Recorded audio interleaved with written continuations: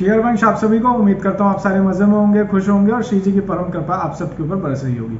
दोस्तों, बहुत सारे कमेंट मेरे को लाइव सेशन में, वीडियो पे और इंस्टाग्राम पे आ रहे हैं जिसमें लोग अपनी प्रॉब्लम तरह तरह की रख रहे हैं। जैसे एक बहन ने कमेंट करा था कि मैं आश्रम में जाके दीक्षा के लिए निवेदन करके आ गई हूँ, लेकिन मेरी दिनचर्या घर गृहस्थी में कुछ ऐसी है कि मुझसे पूरी माला जप नहीं हो पाती। एक भाई ये कह रहे थे कि मैं जॉब करता हूँ, मैंने दीक्षा के लिए निवेदन कर दिया है, लेकिन मुझसे श्री जी की एक ही समय की सेवा बन पाती है, या तो सुबह या शाम। एक कह रहे हैं कि मैं दीक्षा के लिए निवेदन करके आ चुकी हूँ, लेकिन मुझसे वाणी पाठ नहीं हो पाता, मैं माला जप कर लेती हूँ इसलिए मैं वाणी पाठ सुन लेती हूँ। और एक कह रही हैं कि हम दीक्षा के लिए वृंदावन अब जाने वाले हैं अगले महीने, लेकिन मुझसे हम खुद ही सोशल मीडिया से नियम अभी सुन लिए हैं और समझ लिए हैं, तो अपने अभ्यास में लाने के लिए उनको कर रहे हैं। तो हम क्या करना चाहिए, हम कैसे इन सब चीज़ों से सॉर्ट आउट करें। तो सबसे पहले हम इस वीडियो में ये समझ लेते हैं कि जिन लोगों ने दीक्षा के लिए निवेदन कर दिया है उनके पास अब कोई इफ बट वाली बात नहीं होनी चाहिए। ये तो बड़ी कृपा की बात है कि पूज्य श्री सद्गुरुदेव भगवान के शरणागत होने का महान अवसर आप लोगों को मिल रहा है। कई पुण्य जन्मों के कर्म है ये आपके, कि आपको इतना अच्छा रास्ता आपको मिल रहा है श्री जी की कृपा से।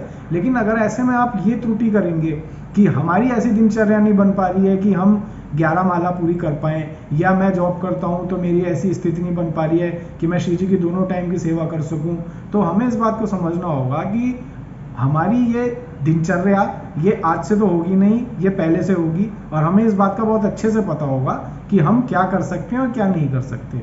अगर आप दीक्षा के लिए निवेदन करके आ गए हैं तो ये उस दिन भी आपको पता होगा कि आप जॉब करते हैं और आप इतना समय अपने ऑफिस के अंदर देते हैं।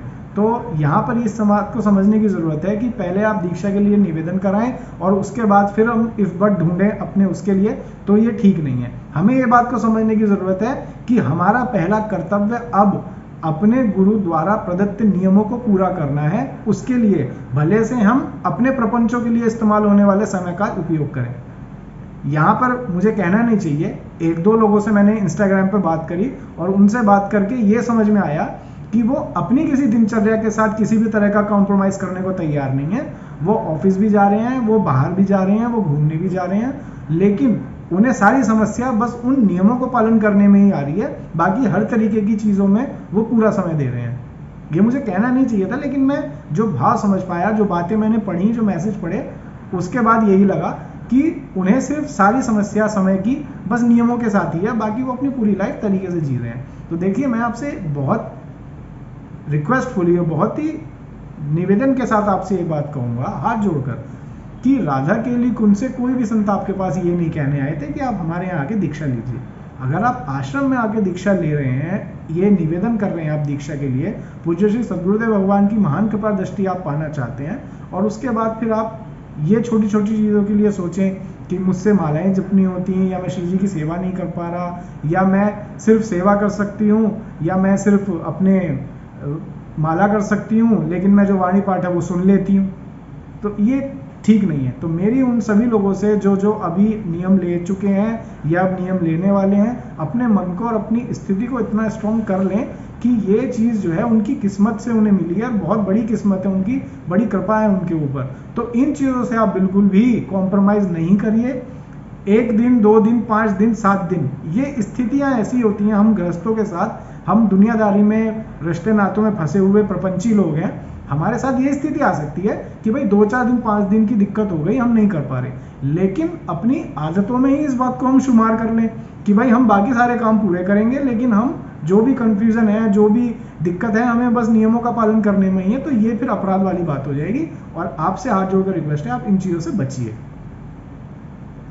तो मुझे किसी ने ये वीडियो बनाने के लिए नहीं बोला था, लेकिन जो मैंने कमेंट देखे जिसमें लोग मुझसे पूछ रहे थे कि हम वाणी पाठ नहीं कर सकते, हम क्या करें, तो ये तो कोई अब बात ही नहीं रह गई है कि हम क्या करें। आपको करना ही है, अगर आप गुरु भगवान से दीक्षित होना चाहते हैं तो आपको करना ही है, इसमें इफ बट वाली बात नहीं है। क्योंकि आप वाणी पाठ नहीं करेंगे तो आप अपने धर्म के वाणी पाठ ही नहीं पढ़ेंगे, अपने संप्रदाय के वाणी पाठ नहीं पढ़ेंगे, तो आपका भाव कैसे जागृत होगा। वाणी जू में साक्षात प्रिया प्रीतम विद्यमान है। आप ठीक से माला जाप नहीं करेंगे गुरु भगवान की दी हुई, तो आप कैसे उस अपने भक्ति मार्ग पर प्रगाढ़ होंगे, कैसे उस पर आगे दृढ़ विश्वास होकर चलेंगे। तो आप ये चीज़ ज़रूर फॉलो करिए, इफ बट मत करिए। थोड़ा बहुत एडजस्टमेंट सबके साथ होता है, मैं भी कई दफ़ा कर लेता हूँ, तो इसलिए, लेकिन उन चीज़ों को फिर हम करते भी हैं। अगर मैं किसी वजह से सुबह में वाणी पाठ नहीं कर पा रहा तो मैं शाम को करता हूँ, किसी वजह से मेरा रसोपासना मैं रात में नहीं कर पा रहा हूँ तो मैं, चाहे मेरे को रात को 12 बज जाए, मैं रसोपासना करके ही सोता हूँ। तो इस तरीके से हमें बिल्कुल, चाहे कुछ भी हो जाए, हमें करना ही है, ये वाली सिचुएशन हमें बिल्कुल लानी चाहिए। और श्री जी से आप हाथ जोड़कर बिल्कुल रिक्वेस्ट करिए, गुरुदेव महाराज से प्रार्थना करिए, श्री जी कृपालु हैं, आपके काम जरूर आएंगी, कुछ ना कुछ रास्ता वो बना देंगी कि हाँ जी ठीक है, इसके साथ ये समस्या है तो मैं इसके काम आऊंगी। तो जल्दी मिलता हूँ आपसे नए सब्जेक्ट पर, नए वीडियो पर। अच्छे से आप लोग अपने नियम पालन करिए, अपना ख्याल रखिए। श्री हरिवंश।